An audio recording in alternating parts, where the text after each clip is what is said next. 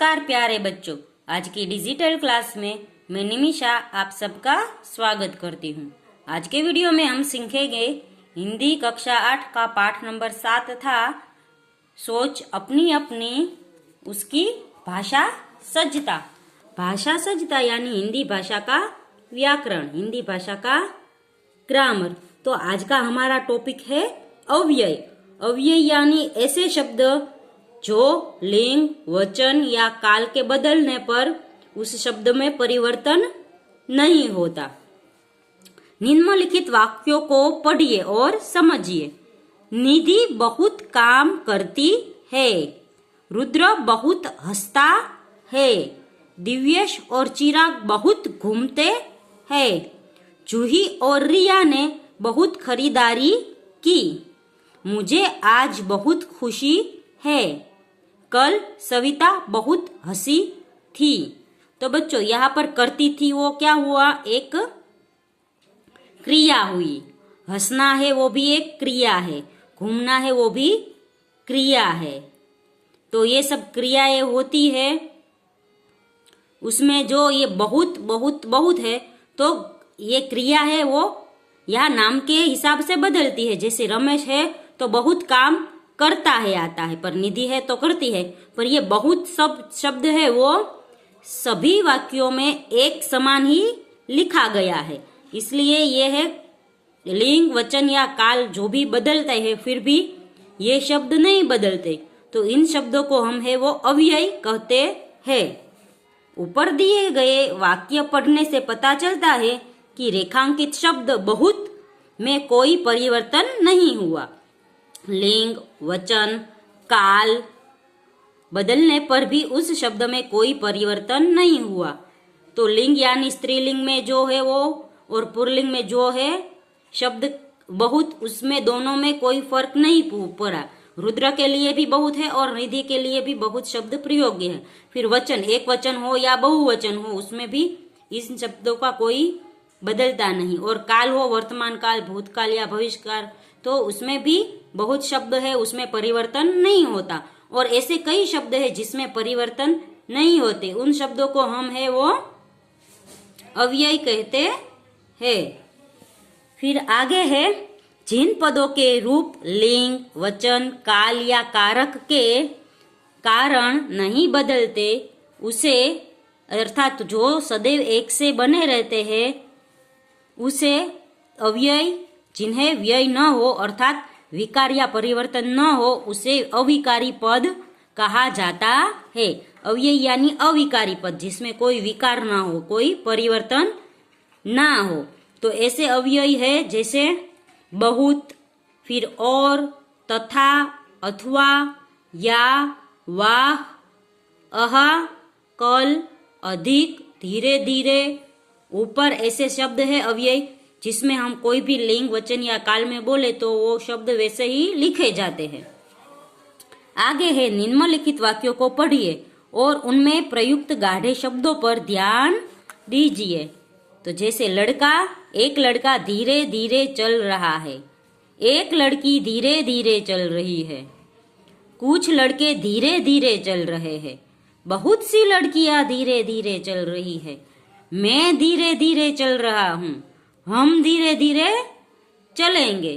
तो यहाँ पर धीरे धीरे शब्द है, उसमें कोई विकार या परिवर्तन नहीं होता, ये अविकारी शब्द है। अविकारी शब्द है वो यानी वो अव्यय है। तो धीरे धीरे है वो अव्यय है, बहुत है वो अव्यय है। यदि परीक्षा में पूछा जाए कि अव्यय कौन सा है तो हमें आसानी से पता चल जाएगा। हम है जो शब्द पकड़े उस शब्द को हमें है वो लिंग, वचन या काल में बदलकर कोई वाक्य बोलेंगे। यदि इस शब्द में कोई विकार नहीं हुआ तो वो अव्यय होगा। फिर है उपर्युक्त वाक्यों में प्रयुक्त धीरे धीरे शब्द ऐसा शब्द है जिसका प्रयोग पुल्लिंग, एक वचन कर्ता, लड़का, स्त्रीलिंग, बहुवचन, लड़कियां और अंतिम विधान में काल परिवर्तन हुआ है। फिर भी धीरे धीरे शब्द में कोई परिवर्तन नहीं होता, अतः धीरे धीरे अव्यय है। तो जो शब्द में कोई परिवर्तन नहीं होता वो अव्ययी शब्द कहलाते हैं। यहाँ पे है अव्ययी शब्दों की सूची है कि ये सारे शब्द है वो अव्ययी है। परीक्षा में पूछा जाए तो हम है वो सीधे सीधे जवाब दे सकते हैं। और, तथा, अथवा, या, वाह, आहा, कल, अधिक, धीरे धीरे और ऊपर। फिर है निम्नलिखित वाक्यों में से ऐसे पद ढूंढिए जो अव्यय है। तो यहाँ पे हमने ऐसा शब्द ढूंढने हैं जो अव्यय होते हैं। जैसे उमंग और स्मित घर चले गए, तो और है वो अव्यय है, क्योंकि और है वो ये दोनों लड़के हैं तो दो लड़कियों का नाम होगा तो ही और ही आएगा।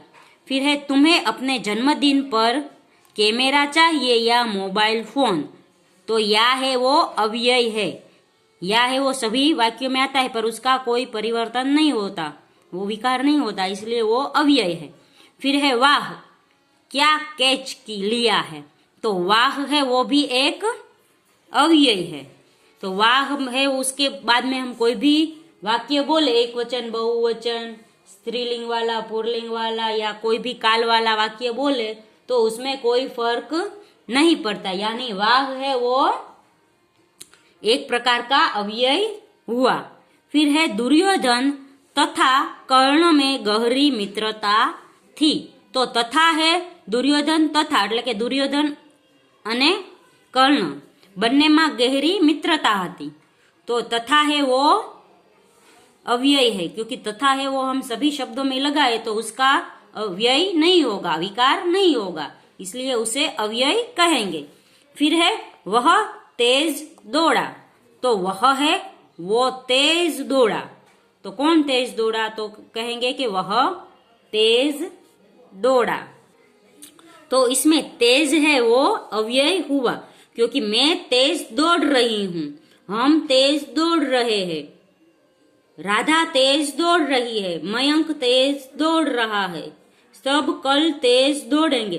तो तेज शब्द है उसमें कोई विकार नहीं हुआ, कोई परिवर्तन नहीं हुआ, यानी तेज है वो अव्यय है।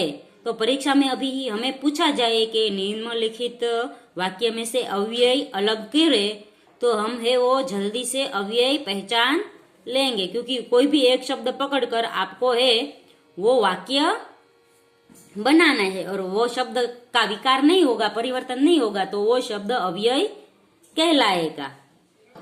तो बच्चों यहाँ पर है ये एक छोटा सा टॉपिक है अव्यय का, वो समाप्त होगा है। अव्यय यानी जिनमें व्यय न हो अर्थात विकार या परिवर्तन न हो उसे अविकारी पद या अव्यय कहेंगे। जो लिंग, वचन, रूप, काल या कारक में उन शब्दों में कोई परिवर्तन नहीं होता। तो बच्चों आज के वीडियो में हम इतना सीखेंगे, अगले वीडियो में हम इसके आगे की का काव्य सीखेंगे। तब तक के लिए गुड बाय, टेक केयर।